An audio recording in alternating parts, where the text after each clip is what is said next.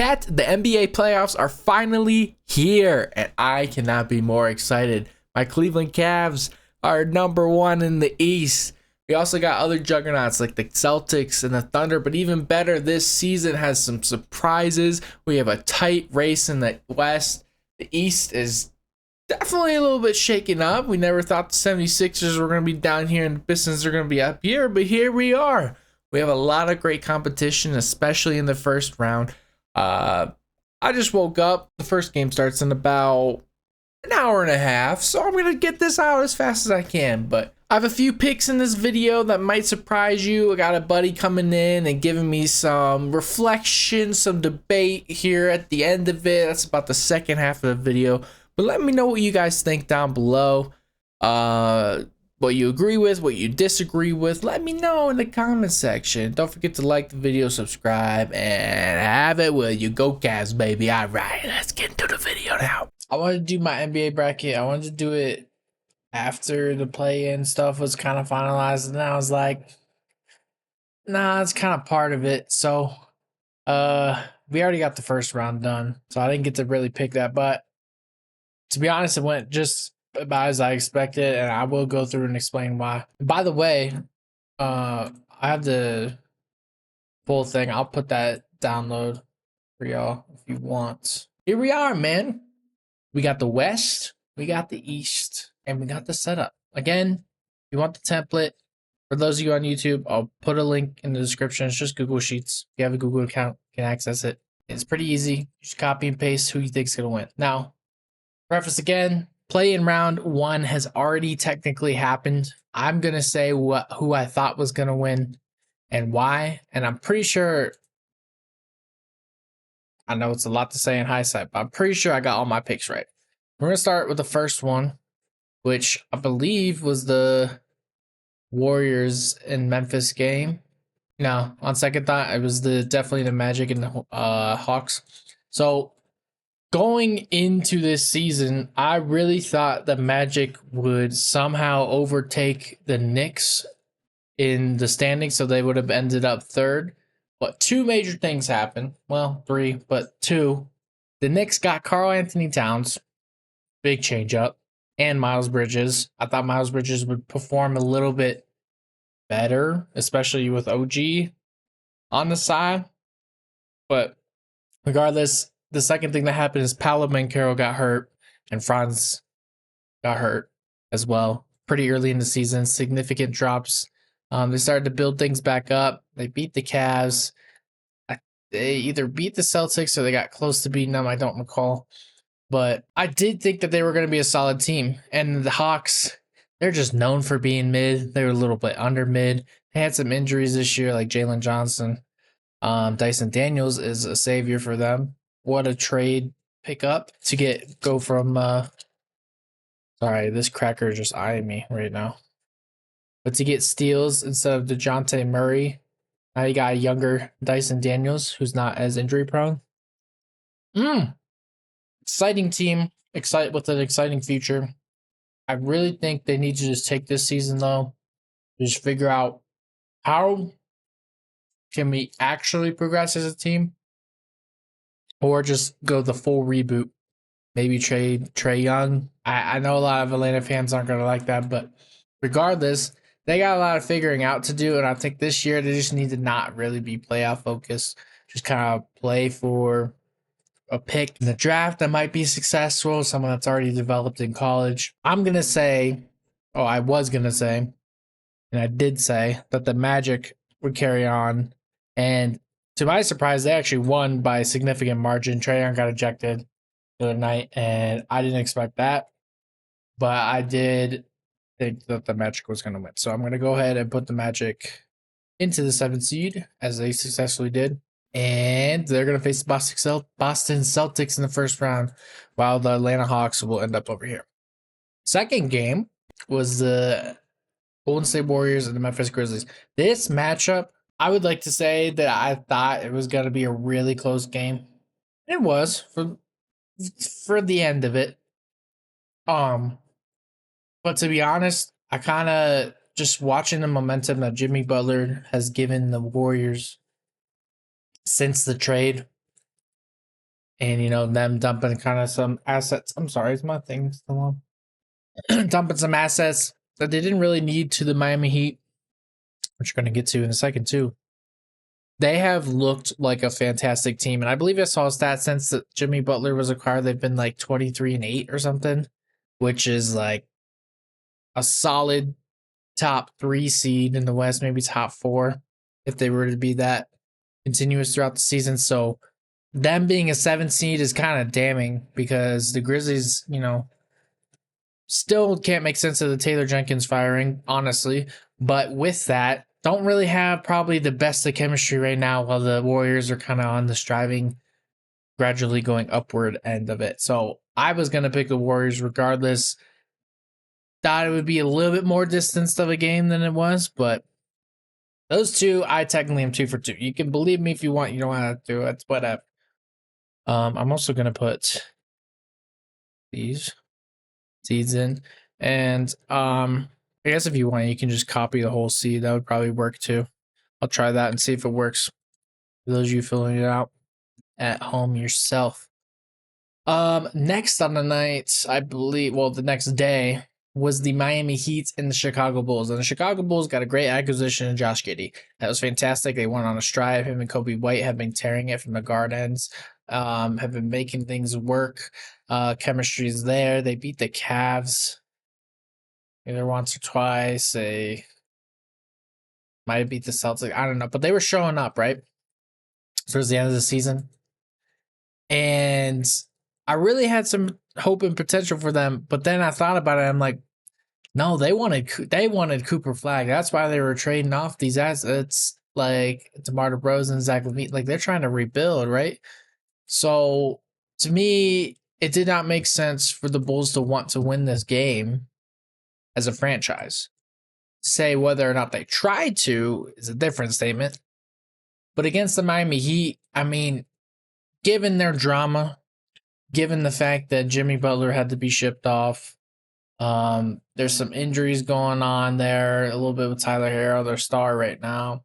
Andrew Wiggins being their only return third option. Well, on some days, second option. It just didn't seem like a lot was going for him. But again, it's Eric Spoelstra. He's gotten the 8th seed wins in the playoffs a couple times now, maybe. I don't know. I had a belief that the Heat could somehow win this game, but with it being a tournament style, I didn't know either. My only edge to it was literally just the fact that the Chicago Bulls should be rebuilding and the Heat shouldn't. And Eric Spoelstra gets the dub in the end with the Miami Heat, so they will be moving on. Last game of the play-in round is the Sacramento Kings and the Mavericks. Now, another situation where both teams just like went through some shit, right? The Sacramento Kings had a fallout with their head coach, like middle of the season, maybe. It was right before the trade deadline at some point, so maybe like January. Can't recall exactly, but it was like middle of the season. After getting the 3 seed last season or season before, they were going really well.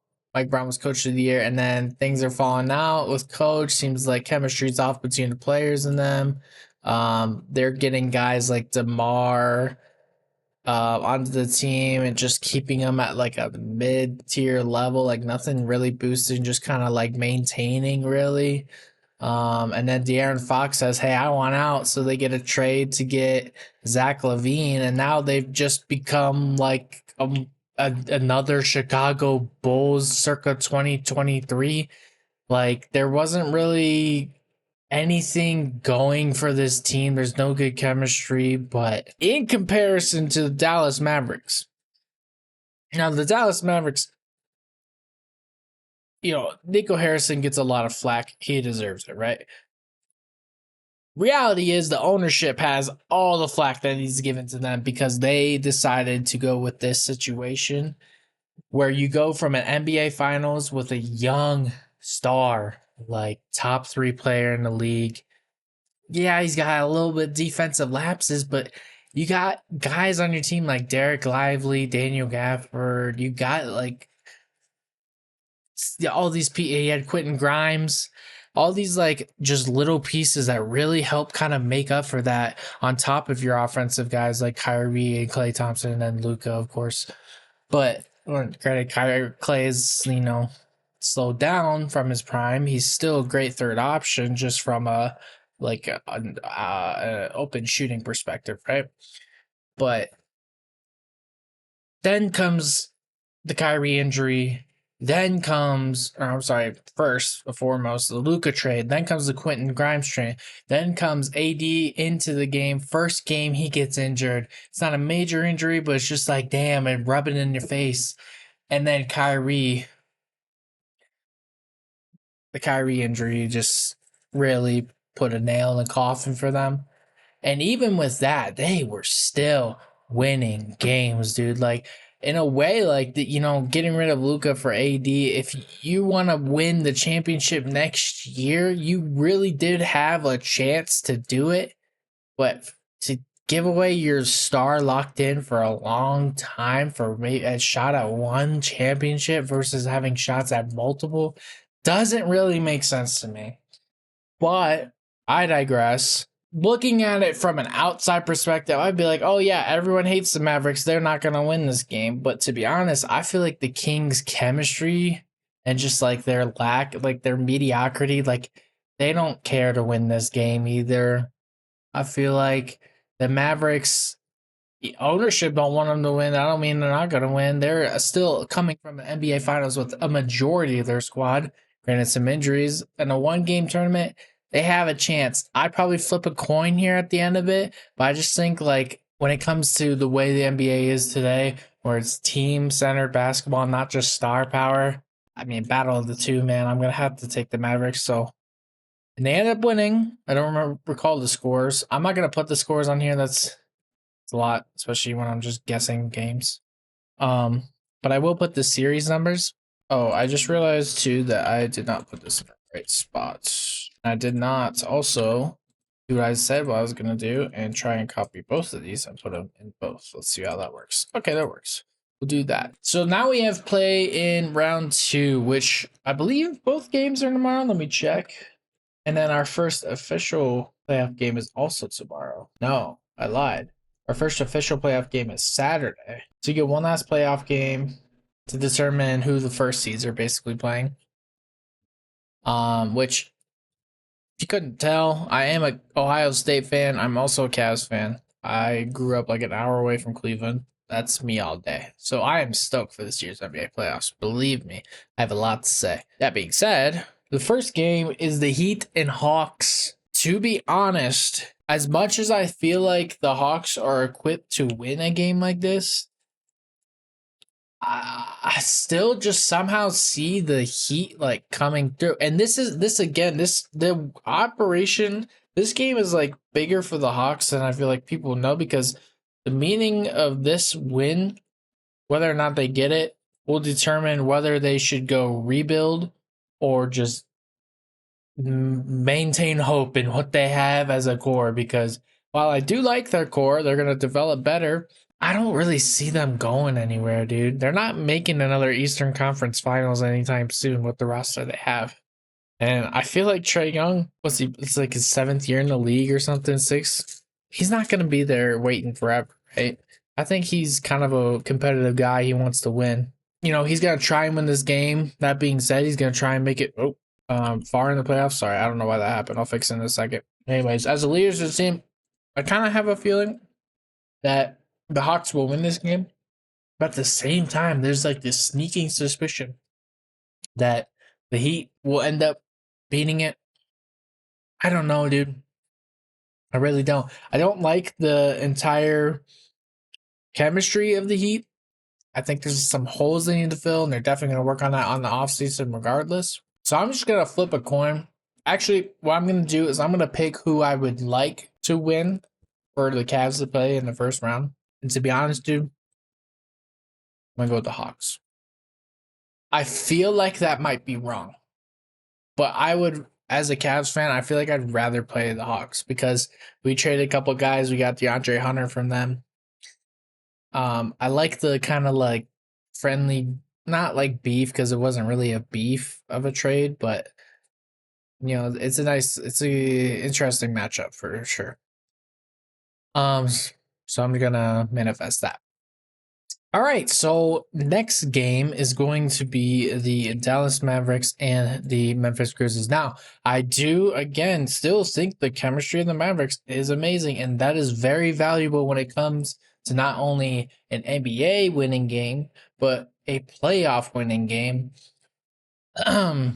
And that can really help this game become a close one. Now, do the Mavericks want to win this game? Probably not. They should probably get some assets that they can spend so next season they can build them up while Kyrie is out.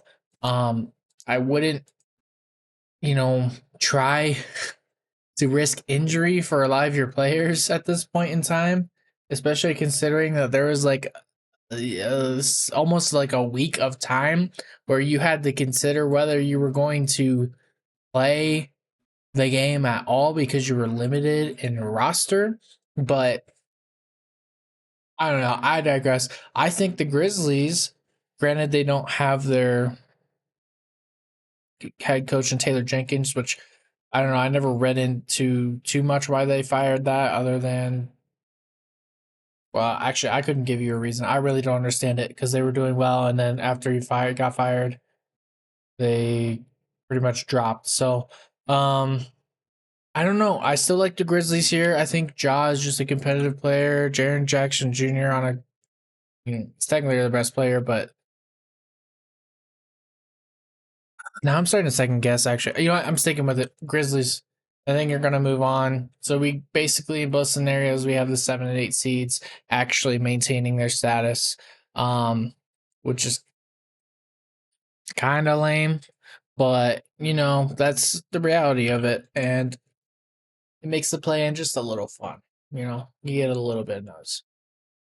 Here's where the big boys come in. First rounds, baby. We should, let's see. We'll do the West first, probably. Yeah, we'll just do the West first. We'll go in order. The more I look at this, the more I just feel wrong, dude. The more I feel like it could be the Mavs. Regardless, looking at this, sorry for the shakes. The OKC Thunder, who have had a spectacular season. The youth in that team, the athleticism of the team, the defense, the offensive productions, the way they move the ball, the way they have the chemistry, hands down. And you got all stars in Shea and Jalen Williams. You got all your needed like bench pieces that are great. They got the pickup trading Josh Giddey away for a defensive guard and Alex Caruso. Though he struggled a little bit at the beginning of the season, starting to kind of pull out. Just those little things, they really add up in a basketball team. They have been a dominant force. They ended up with the top record in the league, which was what? Let me check. 68-14, an all-time historical regular season record. To put that in perspective, they were 5 losses away from the 73-9 Warriors, which is the best all-time record. But yeah, I don't see a scenario where the Thunder don't just like trample either team that comes out of this, the Mavericks or the Grizzlies. If the Grizzlies maybe could get a game if these guys just kind of get their their books read on them, and they study hard enough, but there's just not a scenario for me where I don't see the Thunder just absolutely taking the series and getting a little nice break before the conference semifinals. So I'm going to take the OKC Thunder. Ja and Jaren Jackson Jr. They're gonna have to have some talks, maybe figure out some coaching advice. I don't know. They're gonna have to. This season has been a disappointment because with Ja coming back and everything, I feel like they should have been better. For the whole season, I should say.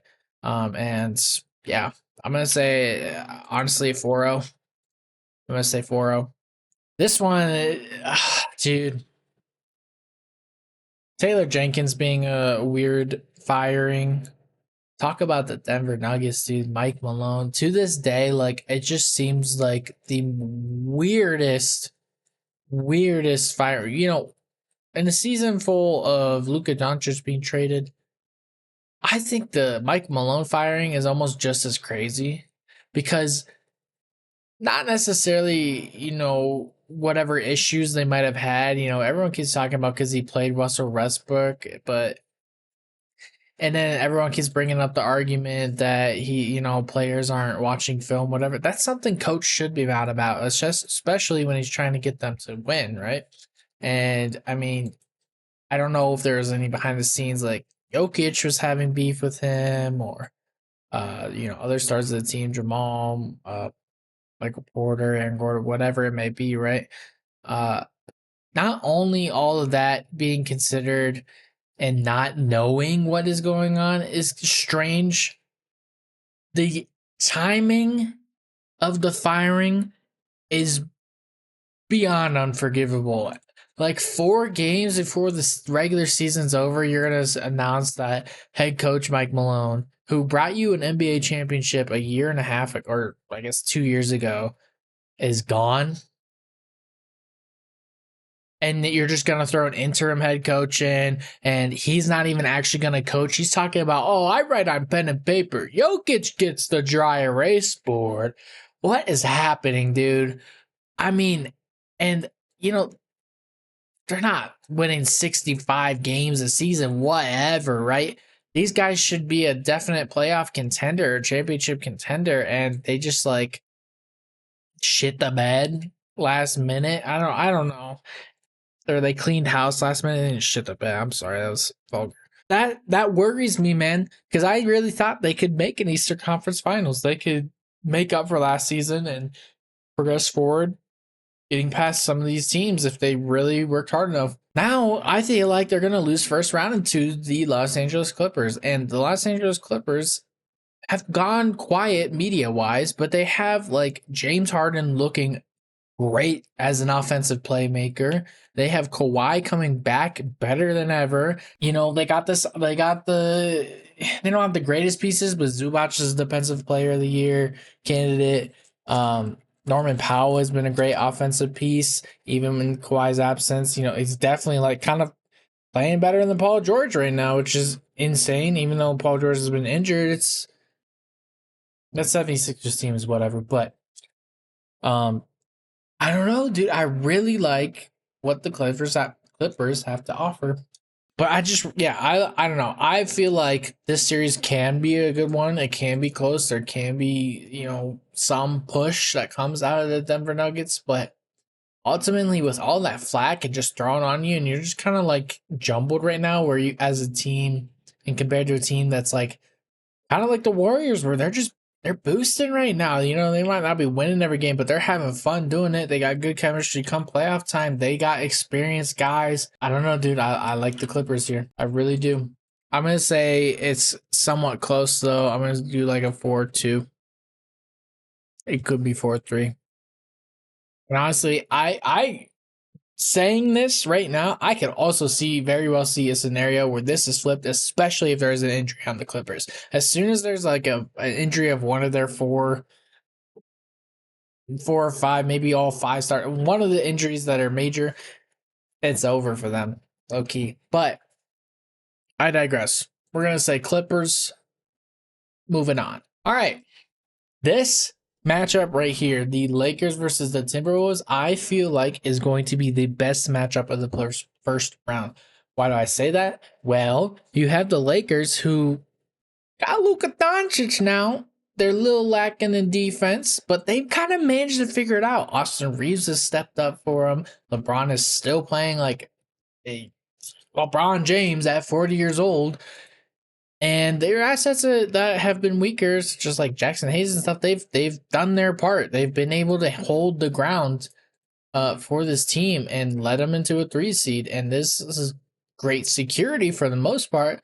But then you have the Timberwolves, who also made the Western Conference Finals last year. Granted, they had Karl Anthony Towns and they traded him out for Julius Randle.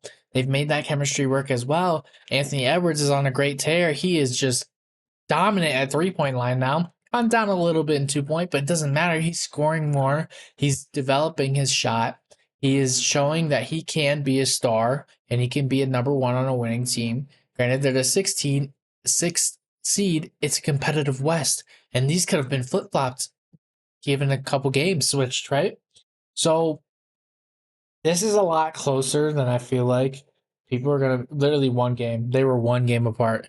Lakers had 50 wins and Timberwolves had 49. That's crazy.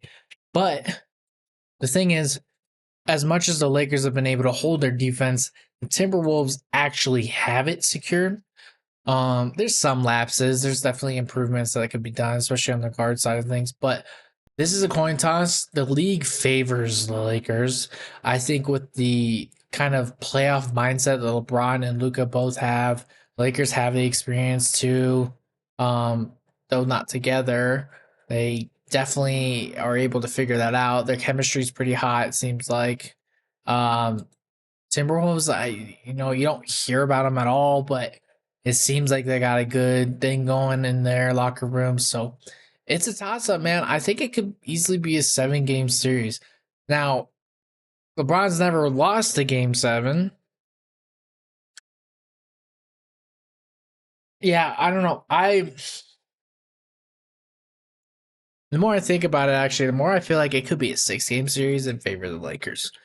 Regardless, I'm picking the Lakers to win this. I just don't see a scenario where LeBron and Luka together as a matchup. Granted, they've only played 20 games, if even together. I don't see a scenario where they lose the first round. I just don't. And Anthony Edwards is going to fight as hard as he can to make sure that does happen. I don't think he'll quite get there. It's damning because both these teams could easily at least make the second round. On a good day where they're both finally fully developed together, they could easily both make the conference finals.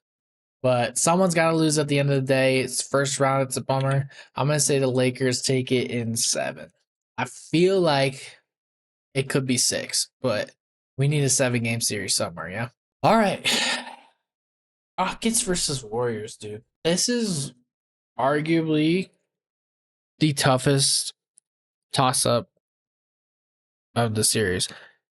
I don't think outcome of this series is going to be very close. But the problem is I don't know which side it's going to favor. I don't, because you have the Warriors who are, like I said, 23-8 with Jimmy Butler. Well, 24-8, I think now with that win against the Grizzlies with Jimmy Butler on their side. So they have all the upside. They have the momentum and everything. But then you have the Rockets who have just been lights out all season. They have the youth. They have so many numbers, so many guys on offense that if you give him the ball, he's probably going to produce.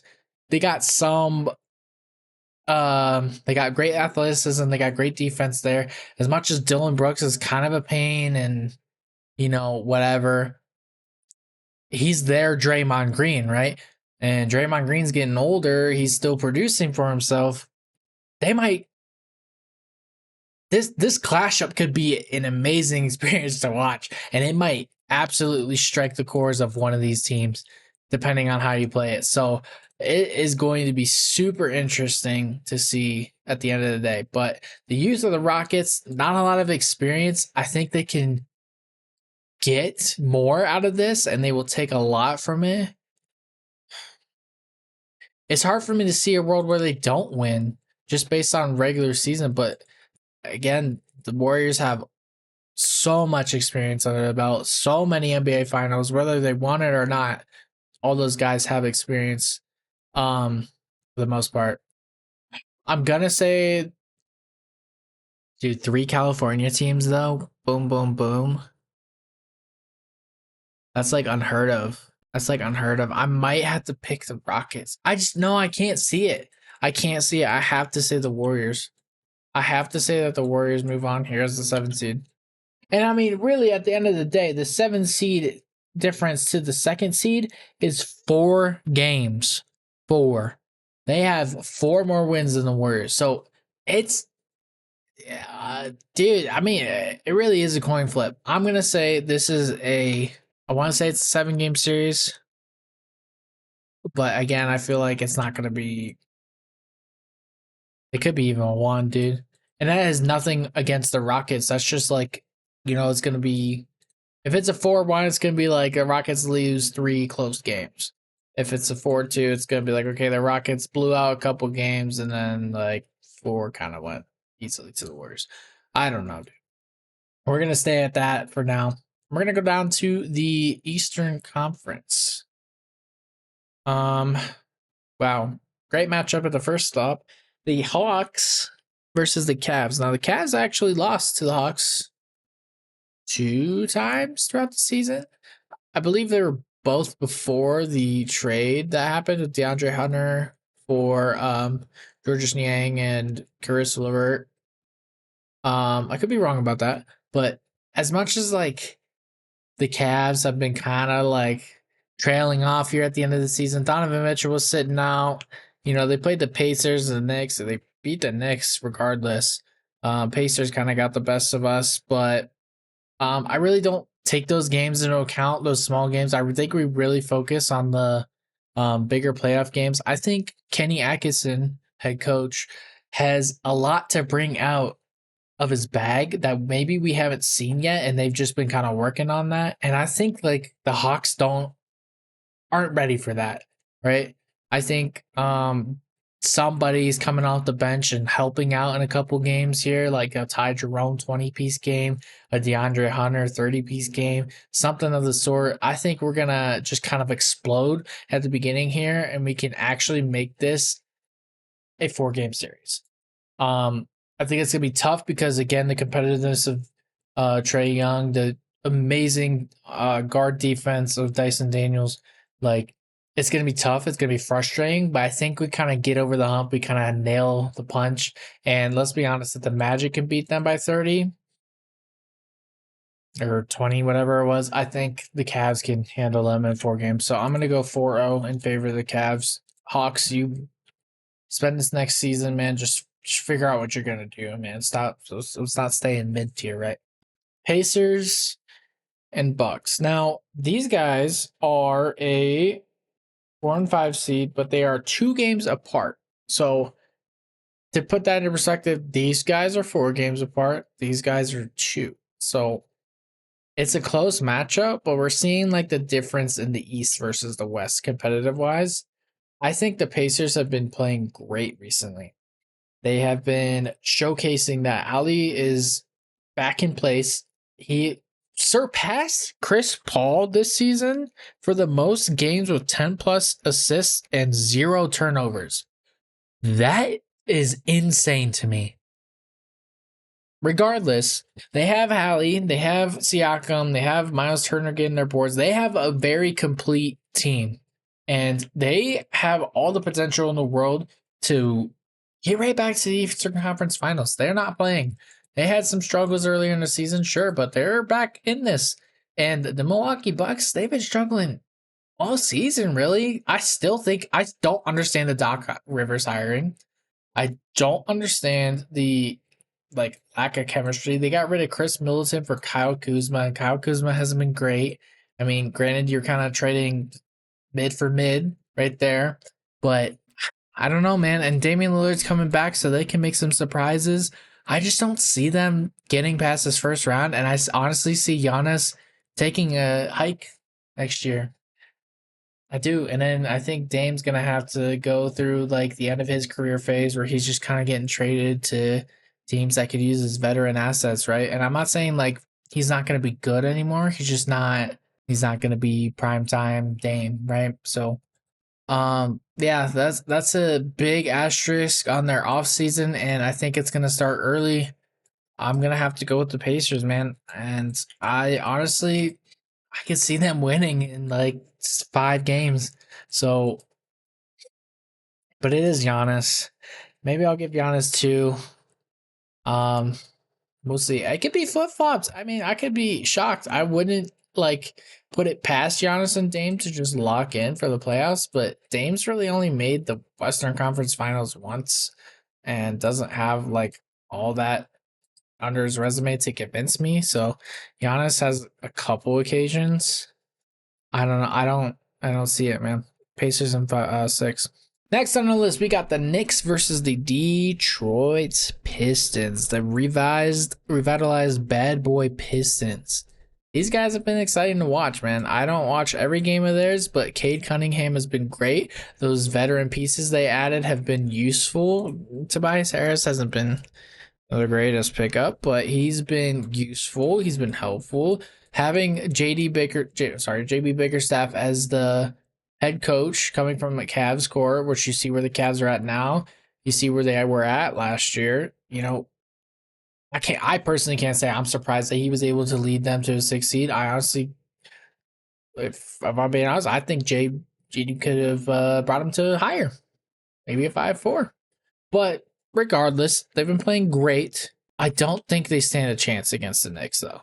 And I know the Knicks haven't beat the Thunder, the Celtics, the Cavs at all this season.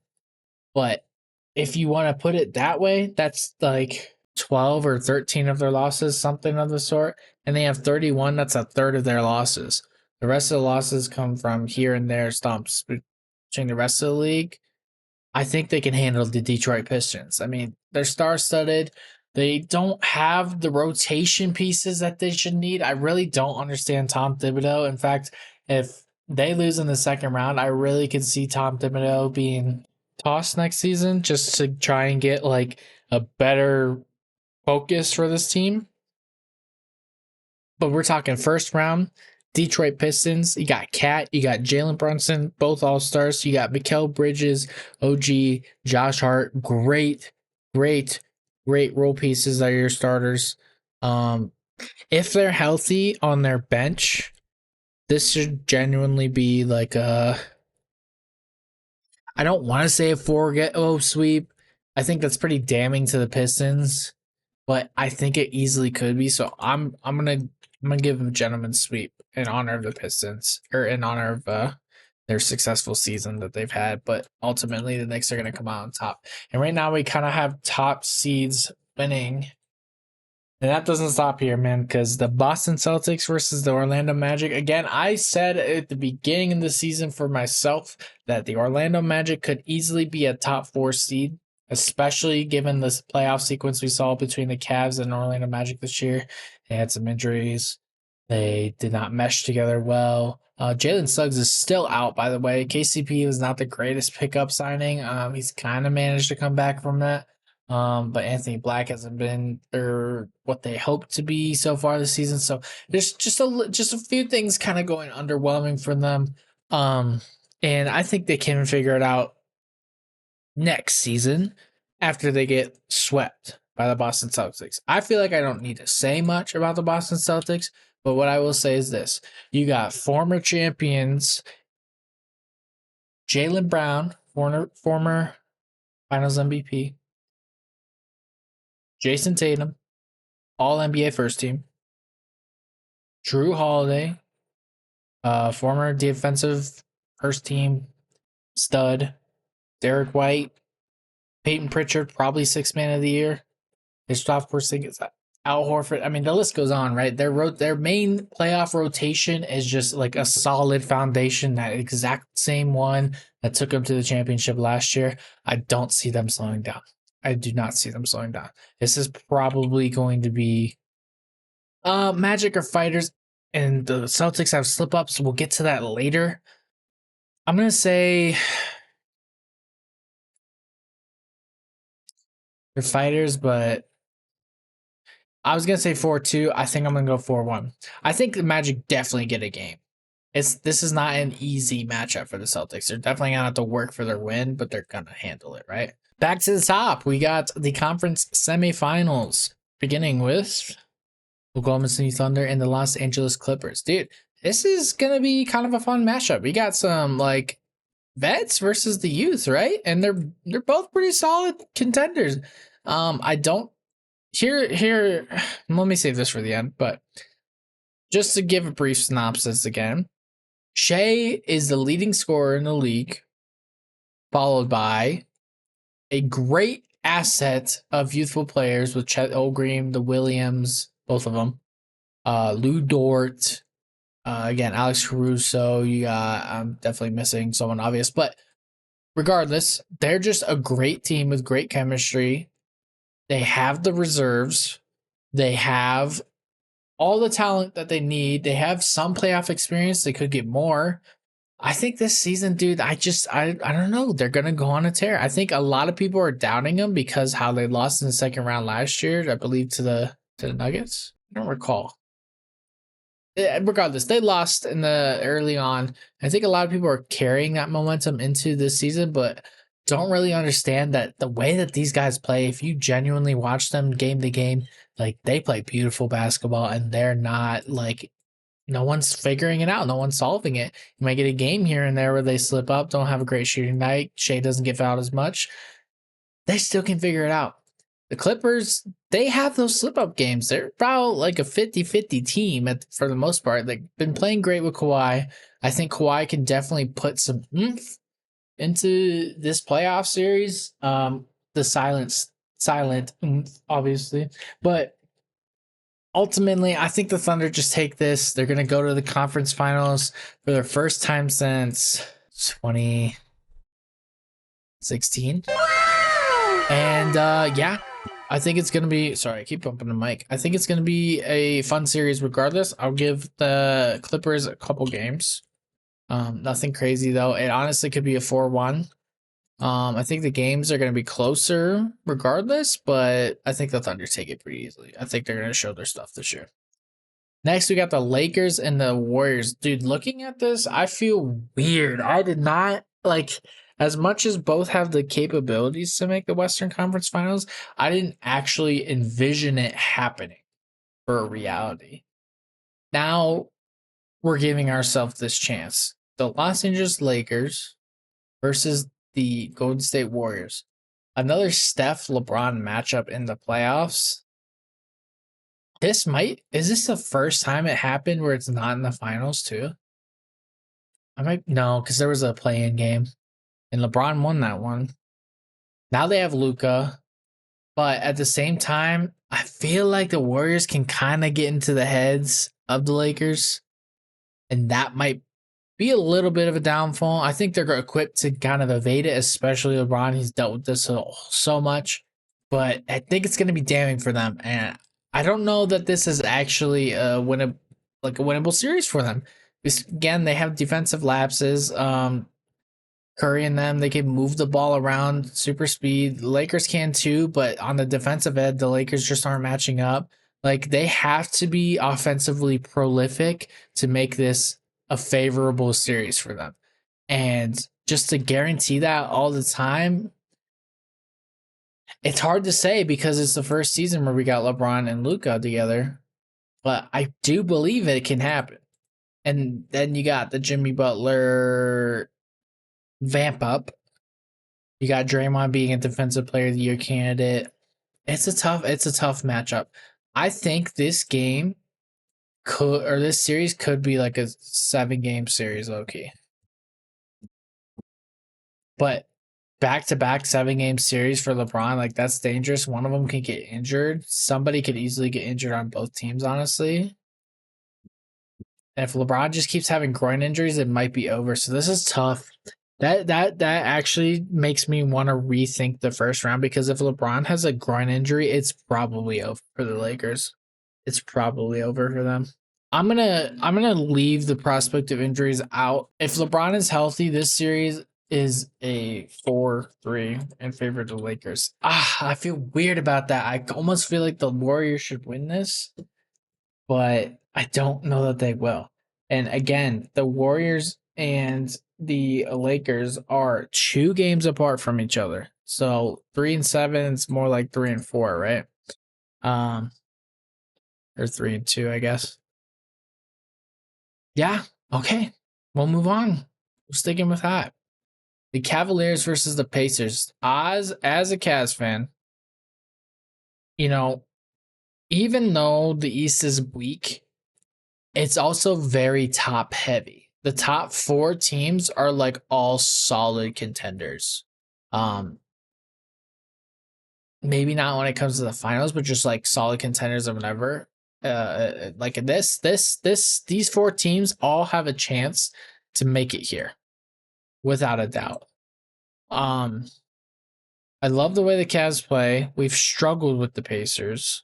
I think with Donovan Mitchell back with a locked in playoff squad, we should be able to win this series. Even though the Pacers are on the come up, even though they play great basketball, we've been playing like beautiful basketball, and it usually works in our favor. We're the number one ranked offense in the league in pretty much everything, every category. We're second, if not first, in other ones.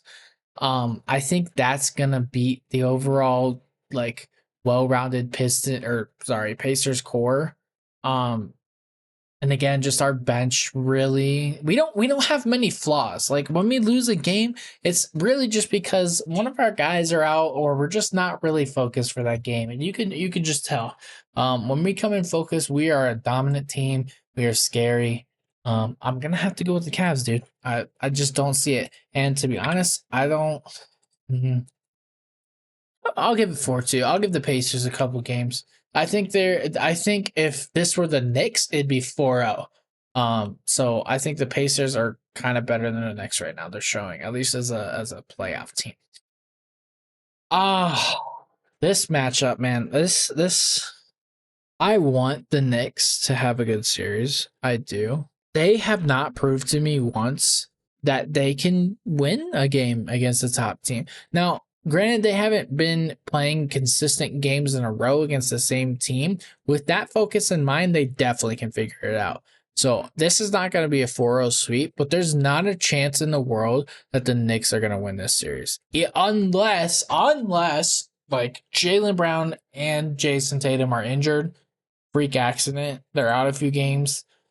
That's their only chance right now. And it shouldn't be that way because the Knicks should be astonishing as a team. And I think, again, next year, I think the route to go might be, we'll judge based on how the playoffs go. But the route to go might be to either get rid of Tom Thibodeau or tell him, hey, you got to use a rotation, dude. You got to figure these guys out. You can't just like stressfully play 5 guys on offense and defense at all times.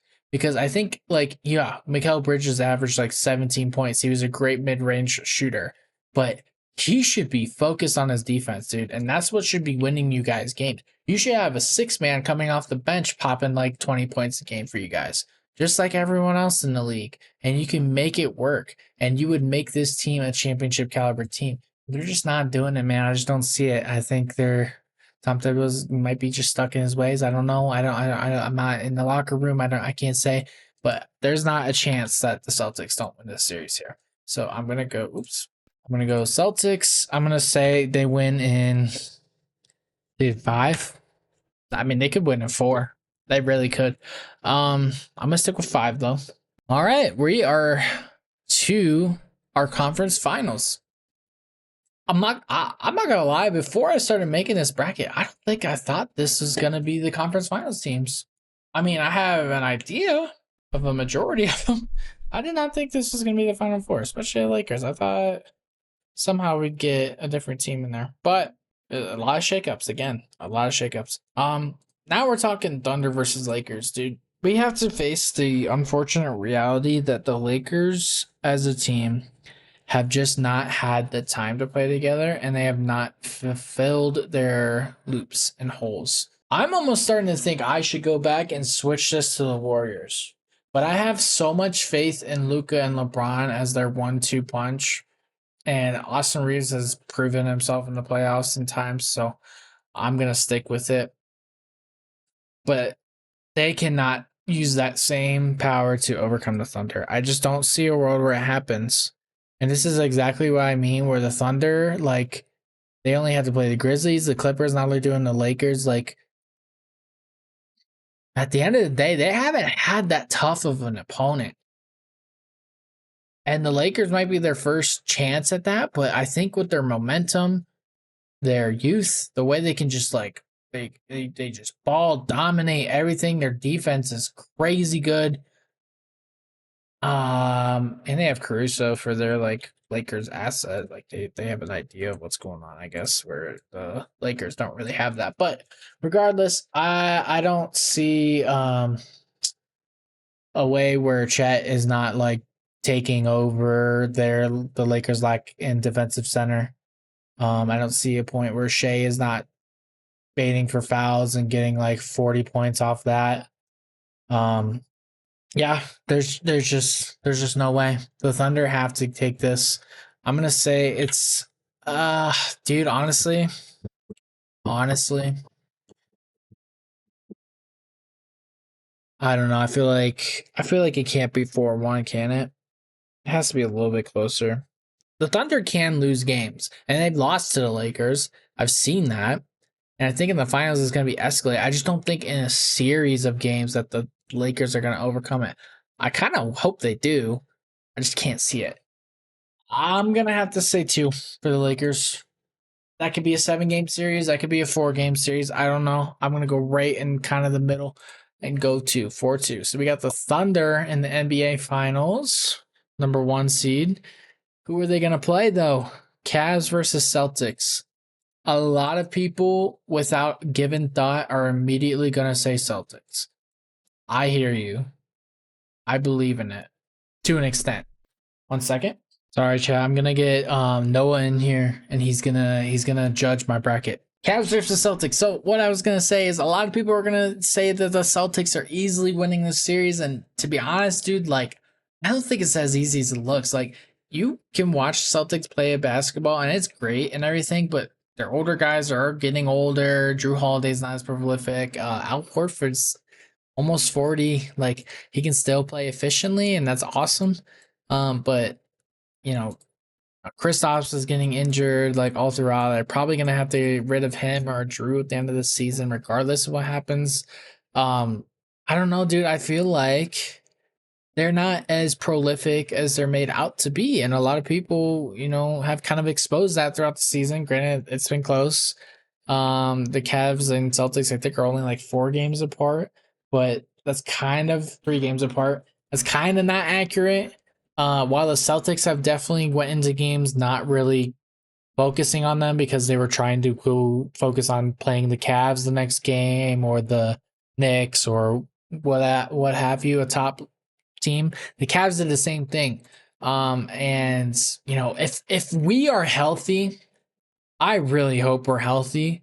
This series should be really close. Granted, the Celtics are healthy too, but as soon as the Celtics lose a player, like the game becomes easier for us. As soon as we lose a player, the game becomes easier for the Celtics, and that's why we split like 2-2 for the season or whatever it was.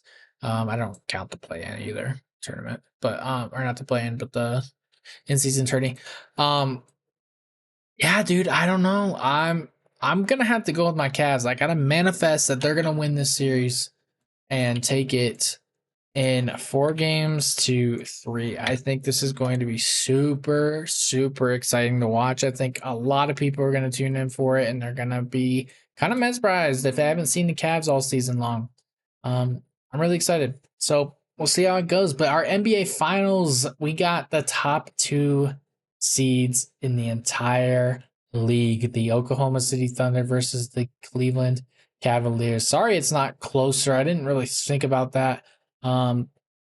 Just gonna have to deal with it, I guess. But the Oklahoma City Thunder. I mean, what can I say about both teams? They both play beautiful offense. Their defense is great. Cavs is not as good as the Thunder on defense, but the Thunder is also not as good as offense as the Cavs. So, peanut butter. But what I will say is this is like it literally is just a battle of offense versus defense at the end of the day, and who can come out on top in the 7-game series. And to be honest with you, defense wins championships, but offense always beats defense. And with that hope in my mind, that makes me want to say that the Cleveland Cavaliers should beat the Thunder in the 7-game series. They're 1-1 in the season. The Thunder kind of clapped in the second game of the Cavs. I don't think we're really prepared for that. We will definitely prepare for this. I think this could go like a 2-0 immediately in the Thunder favor. They have the home field advantage or home court advantage. And that might bite us in the dust at the end of the day. But I think this is like bound to be another 7-game series. There's no way it's a sweep. There's no way it's like a 4-1. There's no way. It's way too close of a matchup. If these guys both genuinely make the NBA Finals with their like similar experience in that field, like this could be quite the toss up. and you could flip a coin for who wins. A lot of people are going to say the Thunder. I kind of feel like I should say the Thunder, especially since they haven't won since they were the Supersonics in like what 77. The Cavs have a 2016 chip, but regardless, I don't know. I don't know. I can't stand to watch my Cavs lose in the finals again. I can't manifest that. I can't do it. I have to say that they're going to win. And if they lose in the finals, I'm going to lose my mind, and all of Cleveland will also lose their mind. I'm going to say it's a 7-game series, and it's going to be an exciting playoffs. I think I'm pretty proud of this list. I feel pretty good about it. I think a lot of it is going to be similar. There's definitely going to be like a mistake. There's going to be an injury that flip flops something. It's not going to be perfect. I think a lot of people kind of have a similar bracket too, which makes me feel like maybe it's not that great. But at the end of the day, something is going to be close to this bracket. I feel good about that. But I'm gonna bring my friend Noah in here. He's gonna grade me. He's gonna give his thoughts. We're gonna have our little mini debate. All right, man. What are you thinking of it? The first round play-in already kind of happened, so I discussed my thoughts on it. But Well, so we don't know who plays the Cavs until tomorrow night, right? right, and the That game's- Thunder, that game hasn't yeah. been decided. So we have the Mavs versus the Grizzlies, and the Hawks versus the Heat for those games. I picked the Hawks to win over the Heat and the Grizzlies over the Mavericks.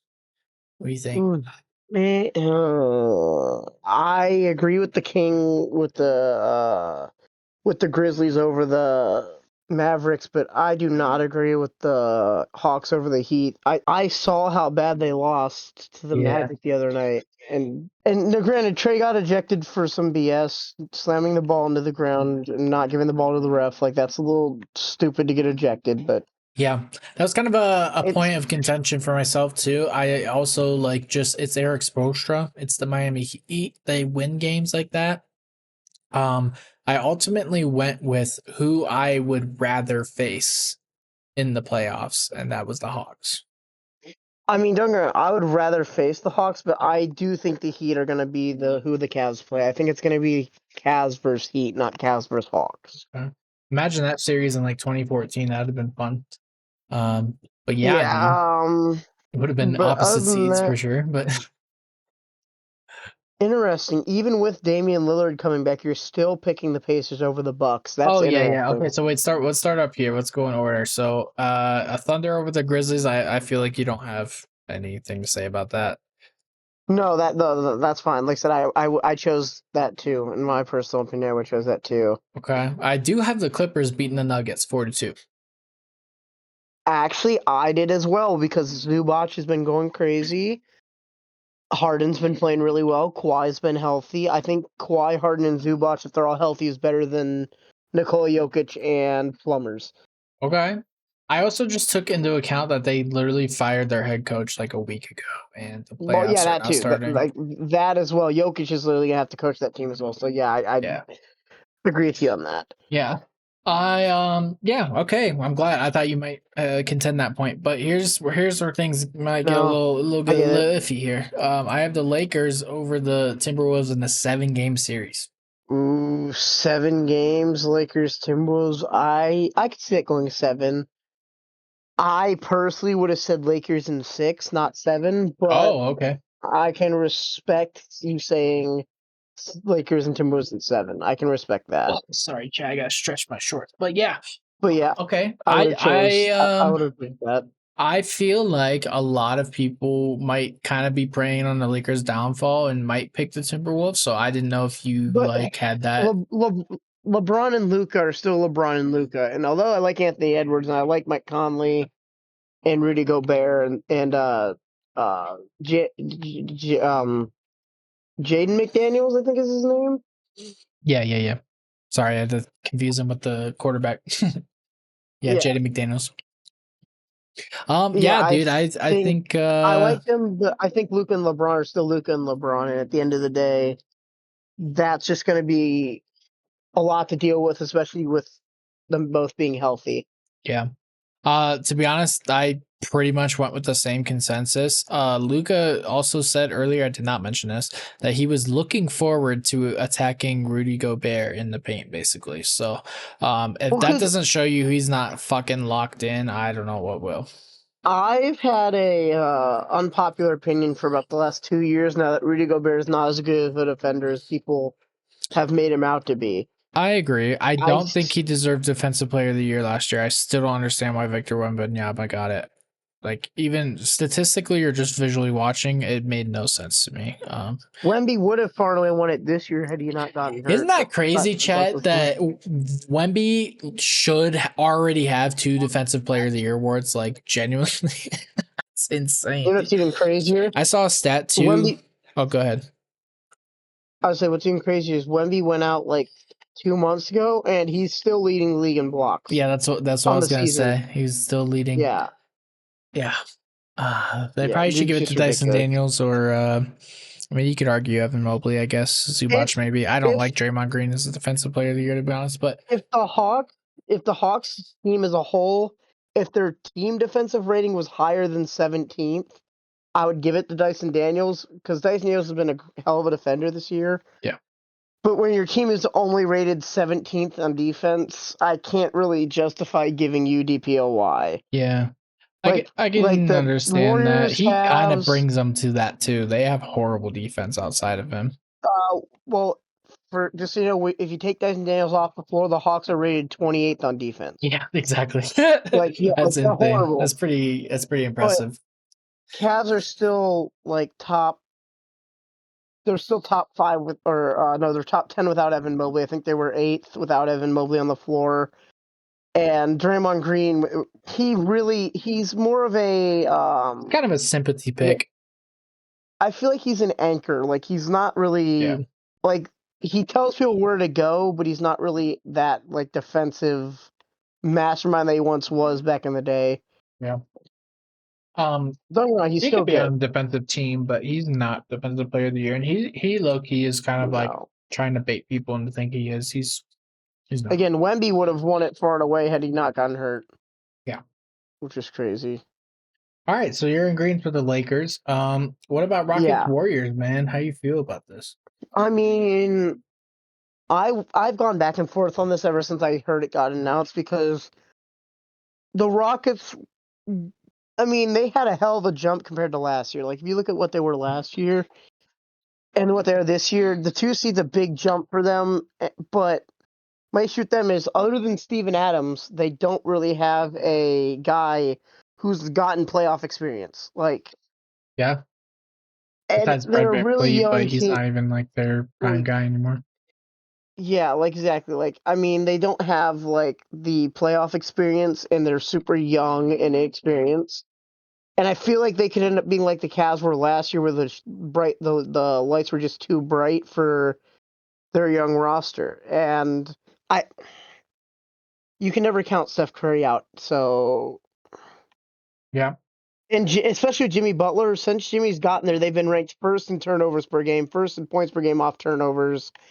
That defense has been going crazy since Jimmy's gotten there, which Jimmy's always been a good defender. It just is one of those things where you really put into perspective how they went from 17th in turnovers per game and dead last in points per game off turnovers to first in points per game off turnovers, and again first in turnovers per game. It's just like those are such massive jumps. They went from 17th and 30th to first in both those with Jimmy, and the Rockets they're currently second in the league in turnovers per game, only behind the Charlotte Hornets. So I feel like that's a safe pick because Houston be turning that ball over a lot. Yeah. And I think as much as they have a lot of, I think you said it perfectly, by the way, but as much as they have like a lot of guys, offensively assets that like can handle a ball, I just don't think, they lack that experience. And again, it's the Warriors.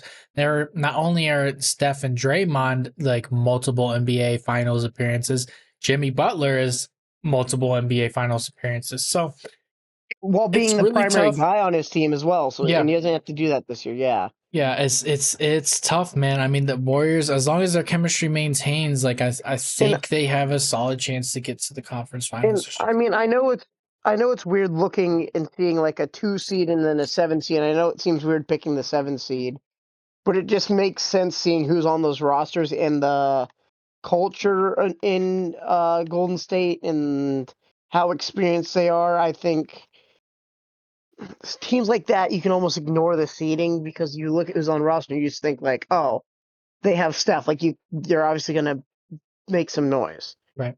Yeah, I think that this same conversation will come up even further once we get to the next matchup. But let's go to the East again. We'll stick to the first round. Cavs over the Hawks. I put them in 4 games. How you feel? Mind you, we've lost to the I Hawks twice this season, maybe 3 times. we split it. We were 2-2. 2-2. Okay. Yeah, we lost the first 2 to them, and then they were our first 2 losses of the year, and then we beat them the next 2. I mean, again, like I said earlier, I personally have the Heat, or I have the Heat playing them instead of the Hawks. Mhm. So for me, it was Cavs Heat, and it was Cavs in 5. I had the Heat taking a single game actually, Okay. I can see that scenario for sure.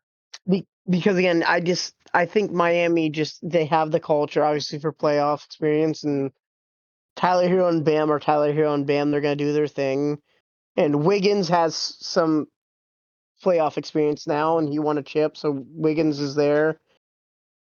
You're I almost just talking think, me into switching. I'm not gonna lie, because I'm thinking like, more in depth about it. I think the Heat are gonna. I think the Heat are gonna do it. I don't think the Hawks are gonna make it. I really think it's gonna be Heat. Just because Spoelstra's a good coach, and again, Wiggins I is. have to, dude. So yeah, Wiggins has been putting it up decent numbers lately in his last 4. Like, I just don't see a world where the Hawks would have beat the Heat. So other than that, I would agree with you. But like I said, I think it's going to be Cavs in 5 instead of 4. Okay. I'm gonna stick with 4-0 just to keep it somewhat of my pace. But no, you definitely convinced me. Like I mean it's a 1 game series. Anything can happen. I'm not gonna be mad if the Hawks end up do end up winning, or if he I would be whatever. just But surprised. Like, I wouldn't be mad, but I'd be surprised because yeah. they look so bad towards versus Orlando, and the Heat are like, I've seen the Heat win too many of these games. I've seen them do it. Yeah. It is fair. They definitely are the team to win 1 game out of anything. So all right. So we got that. Let's do Pacers over Bucks, which you talked about initially. You said you're slightly surprised. It sounded like that. I picked the Pacers score too. I was surprised only because with Damian Lillard being cleared to play, Mm-hmm. I I feel like that could actually change like the dynamic, like because obviously Damian Lillard's one of the best scorers of our era, Yeah. at least my era growing up, and Giannis is obviously always going to be a perennial MVP candidate. Dude's just a monster, but Siakam and Tyrese are good, and I like Aaron Neesmith. I mean, Mhm. Obi Toppin, like I like those, but I would probably go Bucks in 7. I would actually probably 7. take Bucks in 7 I in that still think it's a series. close series regardless. I do, but I think the Bucks would win it in 7 just because I've seen Damian Lillard send tons of stars homes over his career, and I've seen him hit some ridiculous shots. Yeah. And Dame knows when to take over, like when he needs to, and when he needs to just let Giannis do his thing. I feel like with Dame being cleared to play, I'm taking the Bucks. If Dame wasn't playing, I'd pick the Pacers. Okay. But Dame is really that kind of deal breaker for me. That like, okay, I think the Bucks are going to win that series now. Me personally, the way I went about it is if you look at the Bucks and you just go, "Oh, Giannis and Dame," like yeah, that sounds like a great setup for success. But then if you go beyond that, like Brook Lopez Brook averages like Lopez 3 old. rebounds. He's old. Kyle Kuzma is not who they thought he was gonna be. They don't really like Torian Prince. Like, what do they have after that? So for me, it's like Torian Prince. the Yeah. Pacers. You know, you listed Obi Toppin, Naismith. Yes, Naismith. They have Robin Lopez Um, too. The Bucks they also do. have Robin I Lopez, didn't I'm even pretty know he was sure. back there. But regardless, like they just have such a well-rounded roster. Their chemistry's going up. Tyrese Halliburton is doing phenomenal in comparison to how he started the Like I season said, off. Aaron Like Nesmith, Obi Toppin, yeah, like Miles Miles Turner. Turner. Oh yeah, Miles Turner is good too. He's always up there in blocks per game. He Yep. seems to get a lot of blocks. He's kind of their anchor, but I think he can figure it out. I'll Do they have TJ save. McConnell? Yes, they I do. think they should. Also, him. He is Okay. like he's just always a sneaky Underrated. guy. Yeah, like regular season, whatever. But like in the playoffs last year, he was the guy that kind of helped push them to the Eastern Conference Finals. So, that could very well Yeah, happen again this year. We'll see. yeah, TJ McConnell's underrated. Okay, I can respect that. Like I said, I would personally take Bucks in 7, but I can see your argument. Like I can definitely see, and would not be mad if the Pacers did win that. Okay. All right, They're not Knicks gonna get by and us in the next round anyway. yeah, okay. I'm glad you said that. But the Knicks and Pistons, I did the Knicks 4-1. Thought that was respectable. I think low key, these are kind of like Mm, I think this is the lamest matchup. Like I think it'll be close games, but I think it's still gonna be like a 4-1 series, you know? I don't know. Like that, I feel like that could actually be the wild card one that could go like.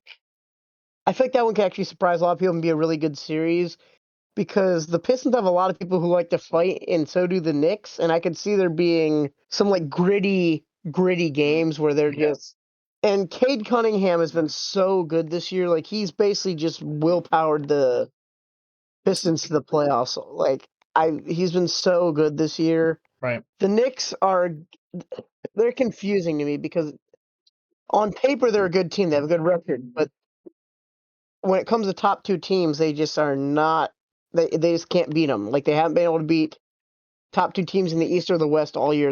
I think they're like 1-9 this year against 1 and 2 seeded teams.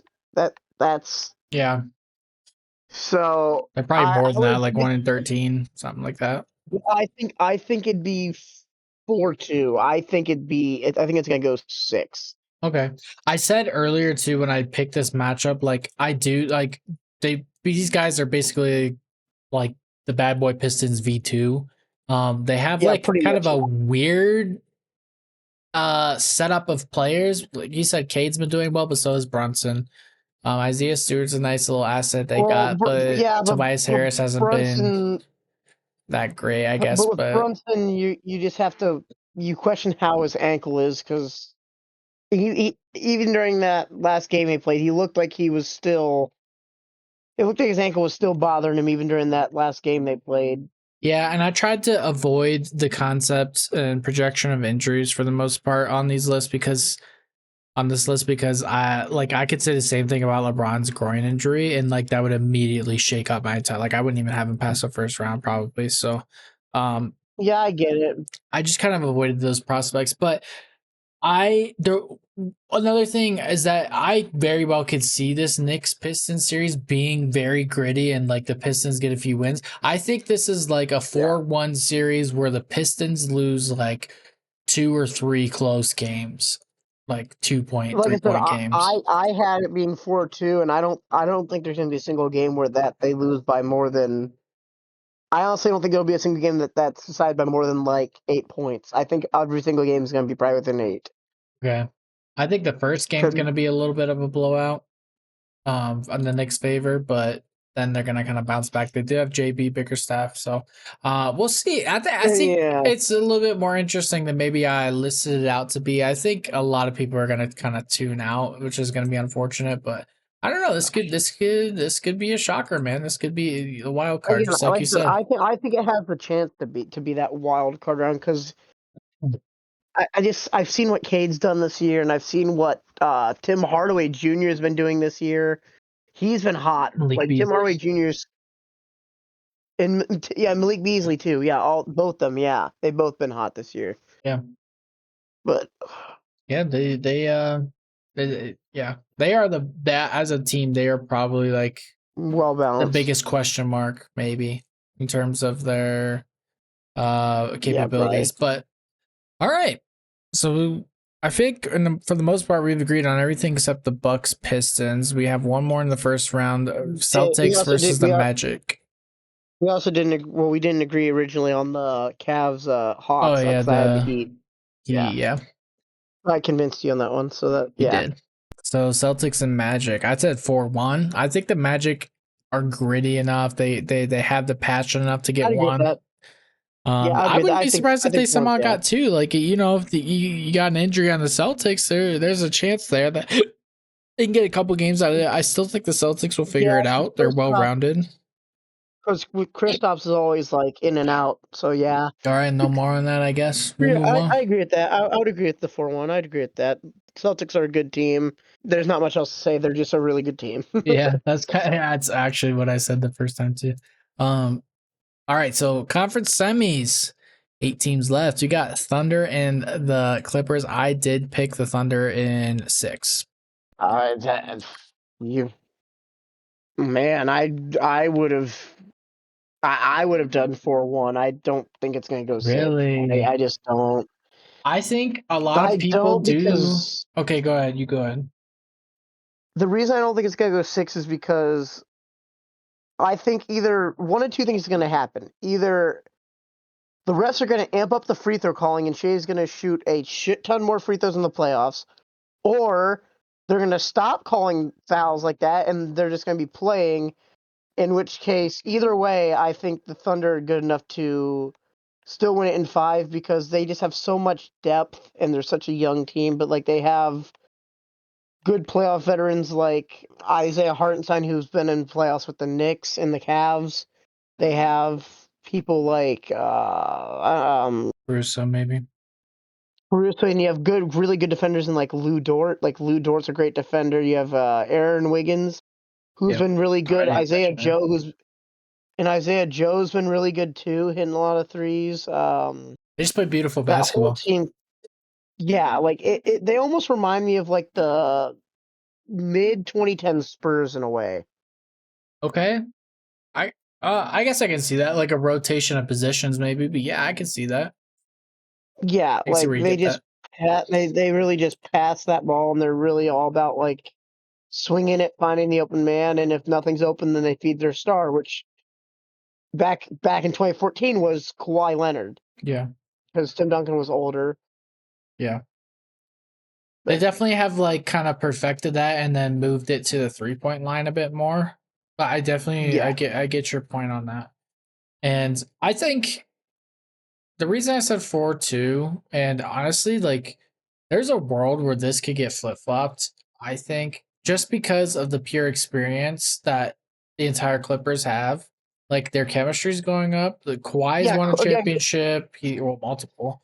He's and with James not only has he Harden, won Norman one, Powell, Zubac. that Like, one on the Raptors was arguably one of the hardest ones ever, and he's hit one of the biggest shots in playoff history. Like Kawhi Leonard is still Kawhi Leonard at the end of the day, and James Harden. I feel like James Harden can sneakily still turn it on when he needs to. The beard still got it. Yeah, I think what it ultimately comes down to, and this is maybe what people are critiquing the Thunder on, thinking they're going to lose earlier, is that are they going to be mentally prepared for the possibility that the Clippers can come out full force and take like a shockwave to the Thunder? Like they have a 4-0 sweep possibly in the first round. They got to take that time that they have off and really put focus on who's going to win this first series. And I will say to benefit your pick, the Clippers do have the highest win percentage versus the Thunder this year.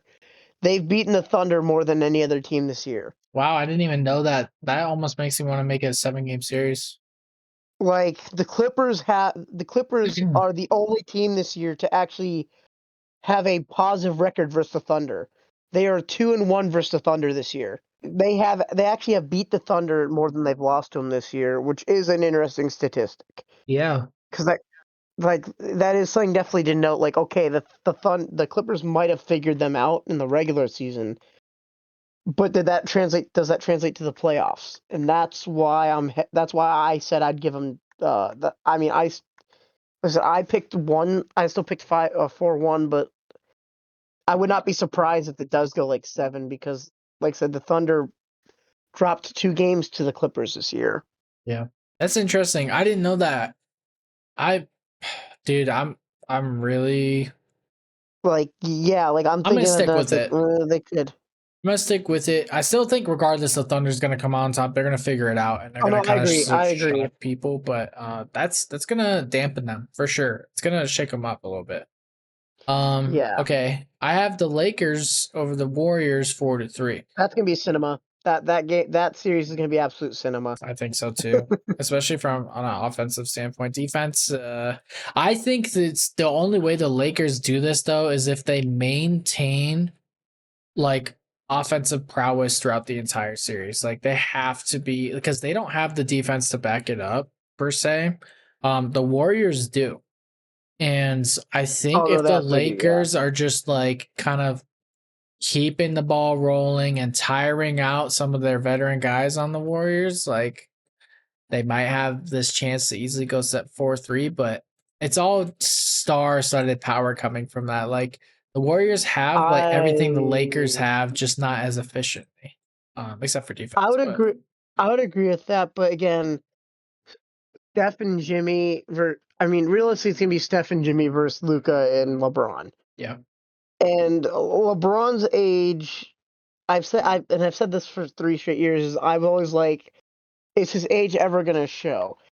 And it sometimes it does. I feel like there are times now where LeBron's more like docile yeah, as far as like scoring.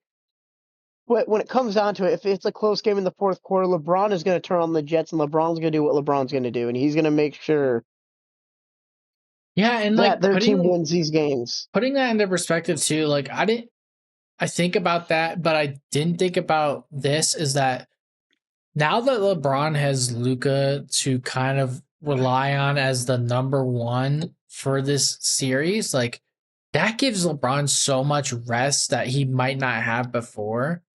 And you're right, like those fourth quarters are going to be like all LeBron. Once Luca's like, okay, they're figuring me out, If LeBron can it's a just go close game, boom and take it out. Like that only if is it's a going to close game, become a though. bigger factor than I think a lot of people like. Like that might change these to some 6-game series, low key, depending on if they I would figure it agree with out. that, but like I said, that's only going to be if it's a close game. If it's not close, then they won't do that. Yeah, well, that's kind of where these 3 games come in, is that the Warriors just kind of But they operate well I on would both say I sides would of the agree with floor. that. I think Lakers Warriors is going to go 7. I really do think that's going to go 7. Yeah, But I think, I mean, I've kept going back and forth today on whether I want to even pick the Warriors. Like, I am very tempted to pick the Warriors over the Lakers just because the Lakers center is Jackson Hayes, and nothing against Jackson Hayes, but I don't think he's a playoffs caliber starting center. yeah. That actually comes into play for my decision making in the next round. So, Because like I'm like Kevon Looney, Draymond Green. Although Draymond Green's been running center this year for the Warriors, I will say yeah, Draymond's been running that center position. Draymond's just so good on defense that I feel like he can get away with being undersized and playing that center position. Whereas, no, I agree. I man, I think you're on it's the right tough. track. This is really tough because again, like on one side, it's like I wouldn't be surprised if the Warriors won. Yeah, But I think I would still stick with the Lakers in 7. I think I would personally still stick with Lakers in 7, but it's very close for me. Like I could flip a coin and let it decide, and I would not be mad whichever one it landed on. yeah. And again, if there's like an injury on either side, it's kind of game over for them. Like a major injury, obviously, like LeBron or Luca versus Steph or even Draymond, Yeah, if honestly. So, no. For if Steph gets hurt, the Warriors are cooked. If yeah. Steph gets hurt, I don't think Jimmy can do it. I think Yeah, like it's too new. Too new of chemistry. As well as yeah, they've been playing since he's gotten there. It's too new. Okay, we'll move on from that one. I think it's definitely a coin toss, but to save time. yeah. Cavs versus Pacers. I said 4-2. You sounded like you wanted the Cavs to win, but you also may want them to win or have them to win faster. I don't know. What do you think? I was gonna say I actually had I had a straight up sweep again. I didn't have them losing.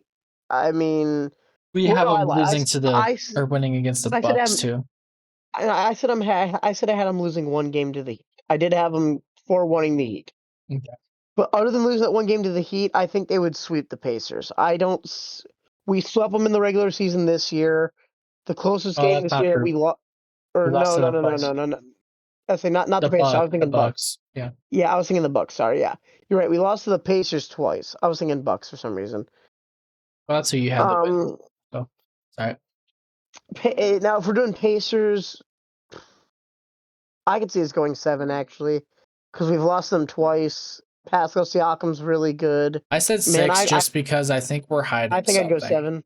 I think the Cavs are I hiding something and they haven't performed it. And 2 of the Pacers' losses came at the end of the year without Donovan Mitchell. Yeah, that's true. But I still think that I'm gonna do 7 games in that series, but I'm gonna take the Cavs. Okay. Yeah, I think it's gonna be a good series that nobody's gonna really watch. So, unless the Cavs are down early, but it'll be fun, man. It'll definitely put us to the Yeah. test that we need in order to get over the next series hump. So 4-2, you say Oh, 4-3. You also say the Bucks sweep, but yeah. yeah. Celtics versus Knicks. This is one that probably a lot of people are gonna talk about. 4-0. Dude, I It's gonna be 4-0. They haven't. They were 1-9 against top 2 seeded teams, and the only top 2 seeded team that they beat this year was the Rockets. yeah. Like they didn't. They could not beat the Celt. They lost every game against the East this year as far as top 2 seeds go. They were 0-7 against the Celtics and Cavs, and then they were 1-9 total because lost they lost to the Thunder and then they beat the Rockets. Yeah. Like I can't I mean, I I can't can't pick. I can't say that you're wrong. I just feel like that in a series where they have the focus on only one team, they have to figure it out, right? They have to figure out what a way to I win at want least to say one yes. game. I want to say yes, but they've blown leads to the top 2 seeds this year. They've blown leads of 25, 23, 20, and 17. Yeah. They've blown multiple double digit leads. Yeah. And I And will say the I last want to believe Celtics it, but I wanted to believe it, but I don't see it. yeah, I mean, I don't blame you. I also do think the Knicks played well their last game against the Celtics. I watched it live. They had late. If they could have won before they went into overtime and then they went into overtime and lost, that game is closer than maybe a lot of people might think it was. But um, Oh, right. so that's where I'm like, they got to figure it out in the series at least for one game. Honestly, if I really had faith in the Knicks as an organization, I would give them 2 games. I'm giving them the If one Tom because I Thib- think it's still going to be a sweep too, but I don't if know. if if Tom Thibodeau didn't play his players an ungodly amount of minutes, I think maybe they could actually figure something out. But I think he just puts too much mileage on the starters and doesn't utilize his bench enough. I think there's some hidden stars on that Knicks bench that just don't get the playing time that they deserve.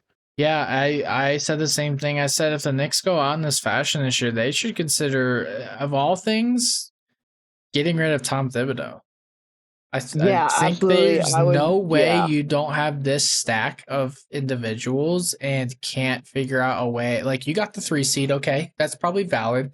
There's not a way though that you yeah. can't get to the conference finals with that, at least. No, I'd agree. You have Jalen Brunson, who's been phenomenal, and I mean, and again, you have Mitchell Robinson and what's his name? I can't think of his name. Oh, Thank you. Yeah, Cat. And like, although they've been decent, I just don't see a world in which the Knicks are going to get more than maybe a game just because of the nature of Tom Thibodeau as a coach. yeah. And it sucks because like the Knicks have such a good team, but Tom Thibodeau just plays the starters too much, doesn't utilize the bench enough. Like Deuce McBride, I think is really good in Thibodeau just doesn't give him the minutes that he should be playing. Yeah. And then you have players like Josh Hart, who I love Josh Hart. I think Josh Hart is a fantastic player. He's a great hustle player, and he'd fit good on any team. But there's no reason that a man of his size should be grabbing 7 rebounds a game for the season. He Yeah. was averaging 7 rebounds a game this year, and he's 6'4". Like He's just like that absurd. utility man that like really comes into play. But like again, like if they just had like a He does it 20 all. points per game 6-man, they would like solve so many problems. But yeah, And like I said, Josh Hart does it all. But again, for his size, he's one of the greatest rebounding 6'4" people I've ever seen. Yep. But it's just, and I do like OG, like OG Anunoby. I like. Don't get me wrong, I do like OG Anunoby, and I like who's their 2 guard this year? Because it's Brunson, whoever their 2 guard is. it It's might be OG, Miles Josh Hart, and then Bridges playing 2. It's either him or OG. I don't remember. I think it's OG playing the 2, Miles Bridges at 3. Then it's Josh Hart at the 4, and then it's Mitchell Robinson at the 5. I think. Well, But Cat at the 5. and again, or Cat, or yeah, I'll say. But yeah, yeah, I don't know. I definitely don't have faith in them. I would like them to shock I me. don't. I would rather play them in the conference finals than the Celtics, but I don't see it happening. All right, I we'll would move too. on. I'd rather play them over the Celtics any day. Anybody would rather play any team over the Celtics. Yeah. Before we get to that matchup, let's talk about the Thunder and Lakers that I have, which I think we both agreed on. You said the Warriors could easily win, just like I did, but we'll It's a coin take toss, it. but I would. Thunder Thunder are winning. Lakers. Okay. Thunder are going to win that, and I think 7. Oh, you think 7? I really think I think it's going to be 7, only because if it is the Lakers, again, like I said the last round, LeBron is LeBron, and LeBron will leave it all out there. I've seen Luka. Luka led the Mavericks to the finals last year, so I know Luka has what it takes to do that as well. So between both them, I could see actually a world where they make the finals over the Thunder, because again, Thunder are young and inexperienced. Yeah. But for me, it's just been Shea's dominance and the team's dominance that makes me ultimately go with the Thunder in 7 over the Lakers. Although I was very close to choosing Lakers actually, Okay. but I just can't. I The like Thunder. the like 1-game matchup between these two teams. I think even though the Thunder are inexperienced, they're just so well-rounded and so far in depth. Like, and back to Yes. your point with Jackson Hayes from the last matchup of the Lakers, like that's going to become Yeah, even that more versus- exploited against that Isaiah versus Chet Hartenstein Holmgren. and Chet. Or Chet Holmgren, yeah. So Because Chet can stretch and so can Hartenstein. They can both stretch the floor a bit. yeah, And Jackson Hayes is, what is he, 30 pounds lighter than both of them? well, I don't know about Chet, but yeah, probably. Definitely Isaiah. I say, yeah, like. Shout out Jackson Hayes, though. You're from Ohio, so yeah. He is, and again, he's a starting center on a playoff team. Yeah. So.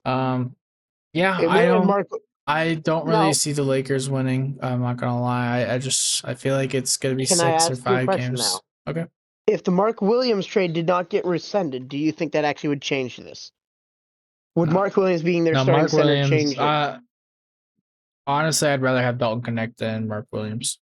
I like the prospect of Mark Williams at one point, but no, he probably wouldn't even play in the playoffs. I'm not gonna lie. He'd be injured or just there'd be something.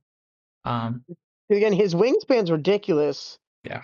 But I agree with you on that. I was gonna say, I just wanted to see what you thought about that. I just think if they got him, it would take a long time for him to adapt into what they need him to be. They did have him. What do you mean they did? It got rescinded. No. I meant like if he was currently with them. But I think they're gonna definitely sign like a better center in the offseason. If they can get like a Mitchell Robinson somehow, like that would be cool too. They just need someone to like take a little bit of inside pressure off. That's all it is. That's really all. Joke on us. The Lakers are going to trade for Jokic next year. I would fucking shit my pants. They would not be able to do that in any world. There's no way. But I would actually lose it. LeBron, Luka, and Jokic, that team would win like 5 rings. They don't have any picks to make that trade happen. Yeah, I know. But I'm gonna agree signing. with you on that. I think Thunder in 7 is a fair pick. Yeah. Well, I see you have Thunder in 6. You have Thunder in 6. I said 7.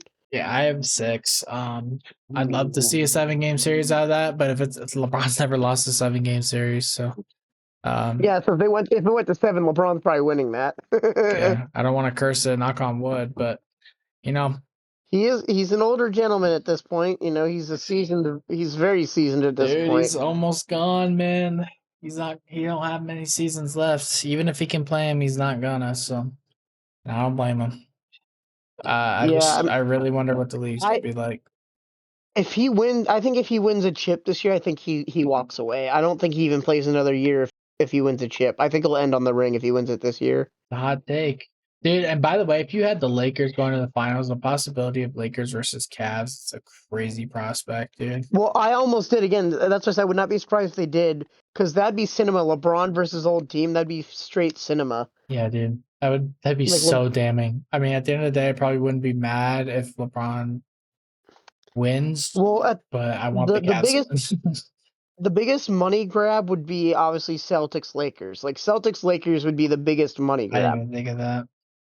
Man, But fuck that though, because I picked the Cavs over the Celtics in 7. well, I picked again, and I picked the Thunder and the Cavs over both of them. But again, I'm just saying, if you're going for money grabs, Celtics Lakers would definitely be the biggest money grab. But I think 2A or like second up would be definitely Cavs Lakers, because people would want to see LeBron take on his old team. Yeah, I think that's just something people would want to see. I'd rather see that than Celtics Lakers. I don't care about that. Actually, I'm changing my pick. I'm saying Lakers in 7. I'm changing my pick. I'm actually gonna go Lakers in 7. All right, just for your hope. I'm doing it. All right, man. I'm doing it. I'll go Lakers in 7, and then I think Cavs. I have a really hot take for the Cavs thing, though. Okay. The Cavs versus Celtics one. I see you have 7 games. I see that. I do not think it's going past 5 games. That is really insane. I really think the Cavs are gonna 4-1 them. I'm being dead serious. I do. That's a crazy hot take. I'm hesitant to even say the Cavs are gonna win. I need proof that they're gonna win, dude. I don't. If the Celtics are healthy, I'm not convinced. 5 games. The reason I'm saying I think the Cavs can do it in 5. The reason I'm gonna say that is the last 3 times, hang on. I'm gonna say this correctly. The last 3 times we've played the Celtics in TD Garden, we've won 2 of the 3. Now, granted, we're 2-2 at home court with them. So when we play them in Cleveland, we're 2-2. We do have home court advantage. But we've beat them more at their home than they have beat us in the last 3 visits. So if we go to TD, assuming we split games 1 and 2, we win 1, we lose 1. That's the one. We win both of them in Boston, and then we win the game 5 in Cleveland. That'd be your 5. I think that's realistic with how this team is orchestrated and how good the Cavs are. I think that's actually a realistic goal. Listen, when you're given multiple universes in which things can happen, that is a scenario. No, that's in this universe. No, I'd fuck it. I'd love it if that was this universe. I would definitely love it. I'm being serious. I think it's 5. I think Cavs in 5. I'm glad. Think it's possible. I really am glad you are that hopeful, and I want to be as hopeful as you. I'm hopeful enough to say that they're gonna win this thing. I think it's gonna be really, really tough and really, really damning. Don't get me wrong. I think they're all gonna be like single-digit games. I do think they're all gonna be like single-digit games. But I think the Cavs ultimately have enough firepower to do it. Because Ty Jerome, DeAndre Hunter, I think we have that power. Yeah. And again, our record at TD Garden is enough for me to say, yeah, we could beat them in 5. Because again, even if we win games 1 and 2, that's aura. Even if we win games 1 and 2 and lose 1 in TD Garden, and we win 1 in TD Garden, I'm confident that we could win games in Cleveland. Like, I do not think. Oh yeah, Cavs fans are crazy when it comes to playoffs too. That's what I said. Like, I really think the Celtics that again, the Celtics like shooting a lot of threes. Yeah. I could easily see So if what you say to an extent. Like, I think it could go like the Celtics could win the first game in Cleveland, then we win, and then we go and win 2 more. But dude, that scares me because I feel like that gives us all the freedom to lose a 3-1 series. right, well, yeah, oh yeah, Polo reverse LeBron instead of winning one. You'd think I we mean, aren't due because maybe, the but Guardians did that. The Indians at the time they did that right after LeBron did it when it came to the we did, Cubs. and I But know, I feel but I like, mean, dude, I'm I'm sticking with 4-3. I know this is gonna be a good I series think regardless of the final score, but 4-1, that is the hot take of the century. I I need more of that in my life. I truly think that it like because realistically, all it takes is one bad shooting night for the Celtics, and Oh yeah, they're no, done they for. Like have they like the easy capability to lose. If like Jason Tatum's off or Jalen Brown's off, it's like kind of game over for them because no one else is picking up the Kristaps. baggage. Kristaps Kristaps like can, but he's like not even a he's hit or factor miss. anymore. Like I'm not worried about Kristaps. If he goes off for 30, it don't matter because the rest of the team's probably gonna suck. Yeah, yeah. No, I get it. But no, dude, I can't say 4-1. I wish I could. I believe in you. I have I faith in did. that hope. But dude, if I'll drop you a 20 on Venmo if they go 4-1 on the Celtics. I'll absolutely shit my Hell yeah. bricks. All right, man. I thought you were gonna say you'd fly to Ohio.